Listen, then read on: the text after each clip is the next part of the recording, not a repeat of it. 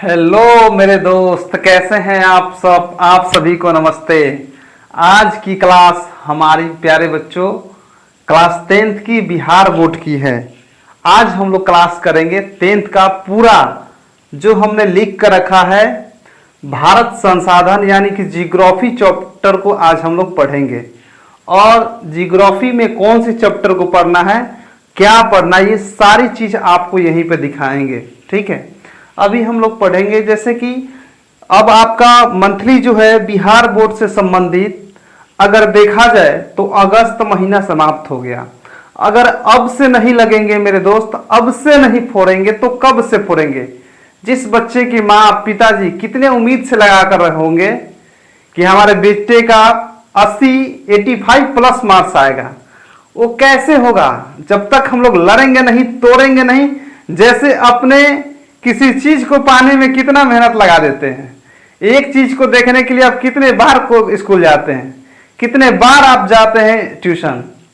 आप थोड़ा सा मेरा बात मानिए, एक बार रगड़िए अपने आप को और दिखा दीजिए कि हमारे में भी दम है। ठीक है, और हम भी सबसे अच्छे कर दिखा सकते हैं रिजल्ट लाकर। ठीक, तो कैसे होगा इसको आप लोग पढ़ेंगे तब जाकर प्यारे बच्चे होगा। ठीक है, अब हम लोग देखेंगे कितने बच्चे बोल रहे थे कि सर जियोग्राफी का ऑनलाइनर क्वेश्चन जितने पढ़ाए हैं उसका ऑनलाइनर क्वेश्चन लेकर आइए। हमने सर प्यारे बच्चे आपके बीच में लेकर आया है और आज देखेंगे, है ना। मजा आ रहा है ना, सभी को मजा आएगा। आज मैं रात को वीडियो बना रहा हूं, आप सभी को मजा आएगा। आई होप कि सब लोग देख रहे होंगे। ठीक है, देखेंगे ये जो है भारत संसाधन एवं उपयोग। ठीक, भारत संसाधन उपयोग, हम लोग संसाधन के बारे में बहुत सारे चीज पढ़े हैं। हम लोग भारत संसाधन के बारे में बहुत कुछ पढ़े हैं। मिट्टी हो गया, भूमि हो गया, जलवायु हो गया, जल हो गया, उसके बाद बहुत ऐसे खनन हो गया, है ना। बहुत ऐसे चीज को हम लोग पढ़कर देखे हैं। उसी का सारा टॉपिक को आज यहीं पे कंप्लीट करेंगे, देखेंगे। एक बार पढ़कर देखो, मैंने क्या बोला, लिखा हुआ है, एक बार पढ़कर देखो। मजा ना आए तो जो कहना सो, मजा नहीं आएगा मेरे दोस्त तो आप जो कहना सो, इसी में सबको खुशी है ना। एकदम रसगुल्ले वाला मैं आज चीज देने वाला हूं। ठीक है, आइए आज देखते हैं। ठीक,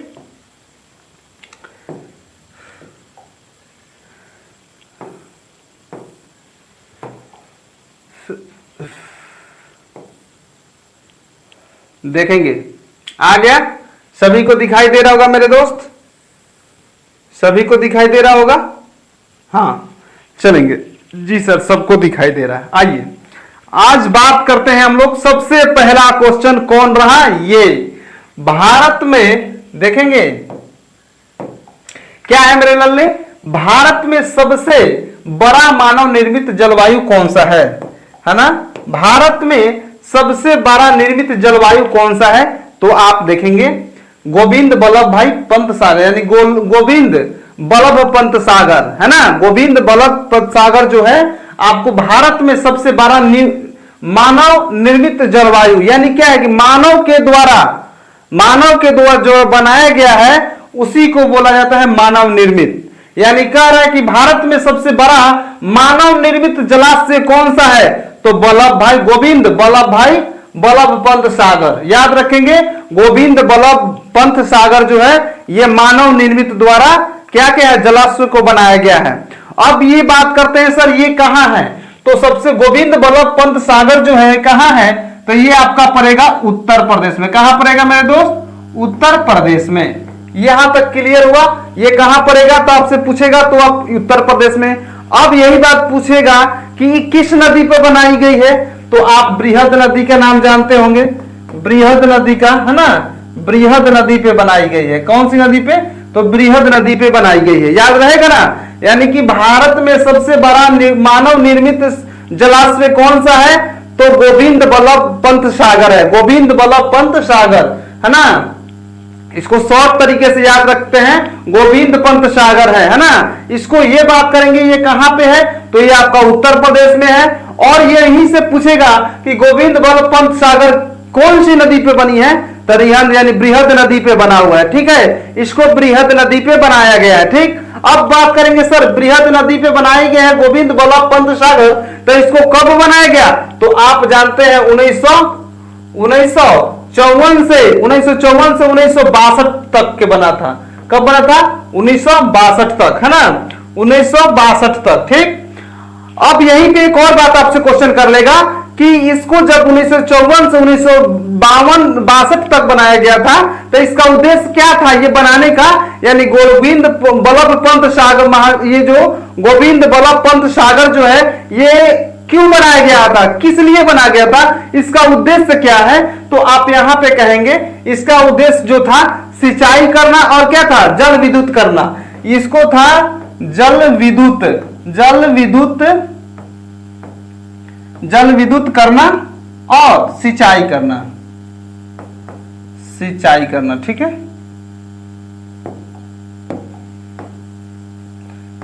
सिंचाई करना। ठीक है, अब यहां से आपको क्वेश्चन छूटेगा मेरे दोस्त? नहीं है छूटेगा। सबसे पहले अब आते हैं भारत में सबसे बड़ा मानव निर्मित जलस्रोत कहां है? तो आप क्या बताएंगे? यूपी में है। इसको भारत में सबसे बड़ा मानव निर्मित जलस्रोत कौन सा है? तो गोविंद बल्लभ पंत सागर है। इसको पूछेगा कि किस नदी पे बनाया गया है? तो बृहद नदी पे बनाया गया है ना। अब इसके बाद करेगा कि ये कौन सा जगह पे है? तो उत्तर प्रदेश में है। और कहां, कब से इसका बनाने का काम हुआ था? 1954 से 1962 ईस्वी तक। इसका उद्देश्य क्या था गोविंद बल्लभ पंत सागर का? तो आप कह सकते हैं जलाशय के लिए, यानी कि जल में सिंचाई करने के लिए था और जल से विद्युत बनाने के लिए था। बोलिए यहां तक क्लियर हुआ? नेक्स्ट की बात करते हैं। भारत में पहला परमाणु ऊर्जा स्टेशन कहां स्थापित हुआ? भारत में जो पहला परमाणु ऊर्जा स्टेशन कहां पे हुआ था भारत में? तो आप जानते हैं तारापुर। कहां पे? तारापुर में हुआ था। याद रखेंगे, पूछेगा भारत में पहला परमाणु ऊर्जा स्टेशन कहां पर स्थापित हुआ? तारापुर में स्टार्ट हुआ था। अब पूछेगा कि तारापुर कहां पे है? याद रखेंगे तारापुर जो है महाराष्ट्र में पड़ता है। ठीक, महाराष्ट्र में पड़ता है। ठीक है, ये कहां है? महाराष्ट्र में पड़ता है। अब ये जो तारापुर है परमाणु ऊर्जा स्टेशन कहां स्थित है? इसका स्थापना कब हुआ था? तो याद रखेंगे 1963 में हुआ था। स्थापना 1963 में हुआ था। ठीक है, याद रखेंगे यहीं पे भी इसका कब हुआ था? तो 1963 में हुआ था। याद हो जाएगा। भारत में पहला परमाणु ऊर्जा स्टेशन कहां स्थापित हुआ?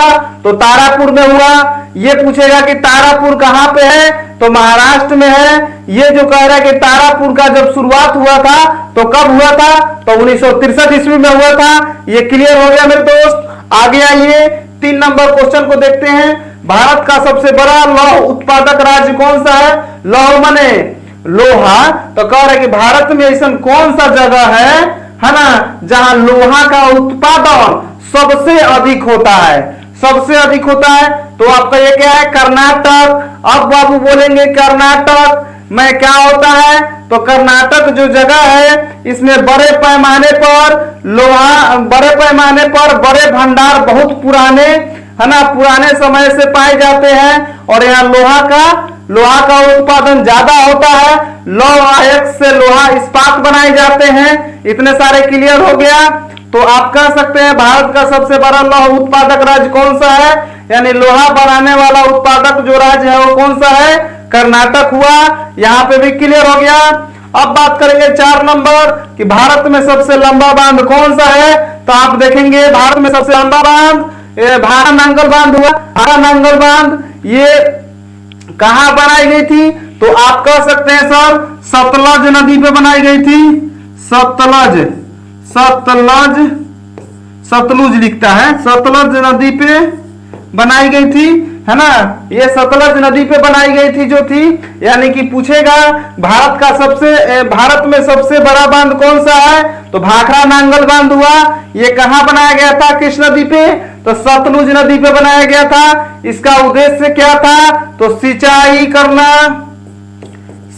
करना, उसके बाद विद्युत उत्पन्न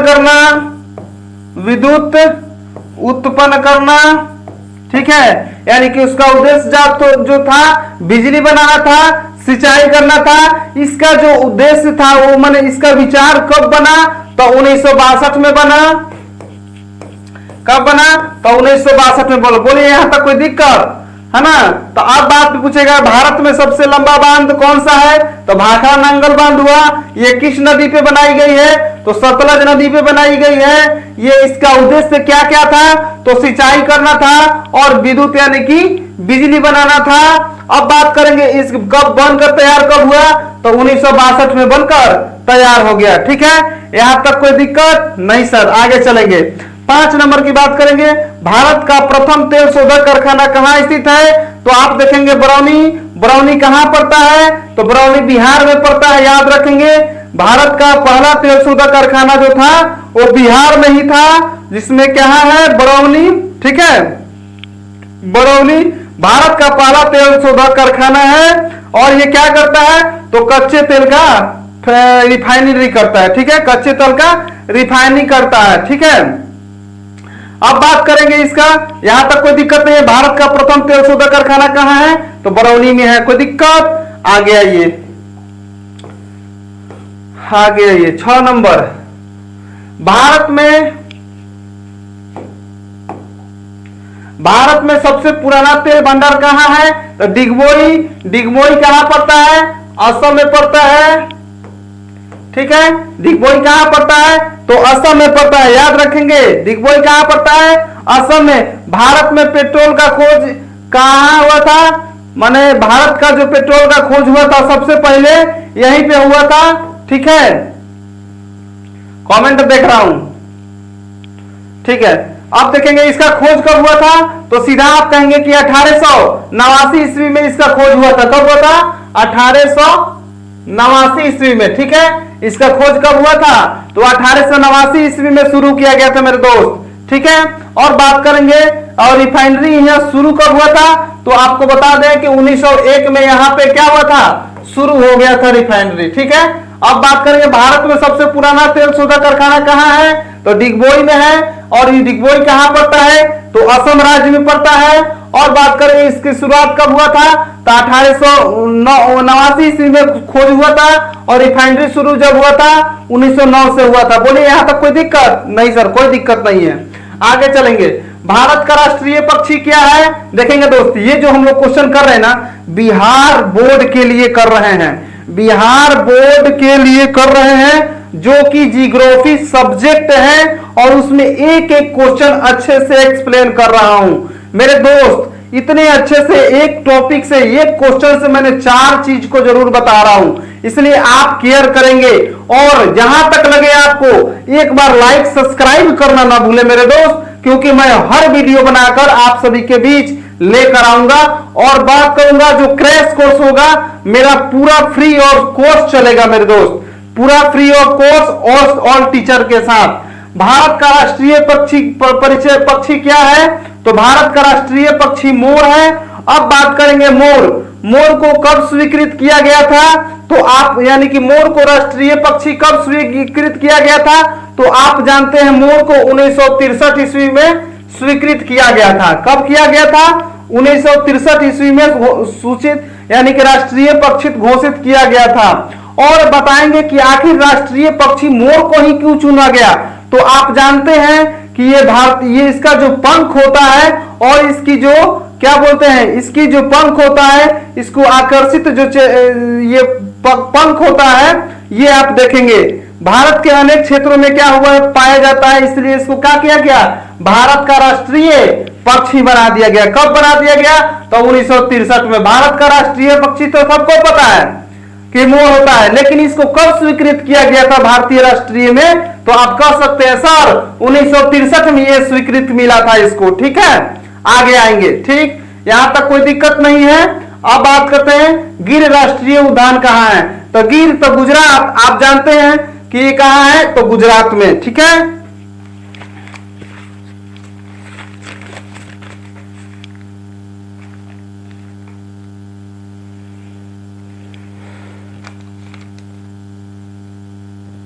अब आएंगे। ठीक है, अब देखेंगे गिर राष्ट्रीय उद्यान कहां है? तो गुजरात में है। ये गुजरात जो है यानी कि गिर राष्ट्रीय उद्यान गुजरात के सौराष्ट्र क्षेत्र में स्थित है। कौन सा क्षेत्र में? सौराष्ट्र क्षेत्र में। सौराष्ट्र क्षेत्र में। ठीक है, सौराष्ट्र क्षेत्र में मेरे दोस्त, ठीक है, सौराष्ट्र क्षेत्र में स्थित है। और यह एशियाई सिंहों के लिए, यानी कि किसके लिए जाना जाता है, तो सिंहों के लिए जाना जाता है। किसके लिए, सिंह के लिए, सिंह के लिए जाना जाता है। कौन सा, गुजरात, यानी कि गिर राष्ट्रीय उद्यान कहाँ है, तो गुजरात में है। या कहाँ पड़ता है, तो सौराष्ट्र के क्षेत्र में पड़ता है। और यहाँ सबसे अधिक अगर देखा जाए तो सिंह पाया जाता है ना, ये सिंह पाया जाता है, ठीक है। यहाँ सिंह दुनिया में सबसे अधिक यहाँ पे प्रसिद्ध है, ठीक है। अब बात करते हैं नेक्स्ट क्वेश्चन, यानी पूछेगा कि राष्ट्रीय उद्यान कहाँ है, तो गुजरात में है। गुजरात में क्या क्या है, तो सौराष्ट्र क्षेत्र में पड़ता है। और यह कहाँ के, क्या चीज के लिए प्रसिद्ध है, तो सिंह के लिए प्रसिद्ध है, ठीक है। भारत में सब सर्वाधिक किस मिट्टी का विस्तार है, तो आप देखेंगे जलोढ़ मिट्टी का विस्तार है। भारत में सर्वाधिक किस मिट्टी का विस्तार है, तो जलोढ़ मिट्टी का विस्तार है। यह उपजाऊ मिट्टी के लिए भी प्रसिद्ध है, उपजाऊ मिट्टी के लिए प्रसिद्ध है,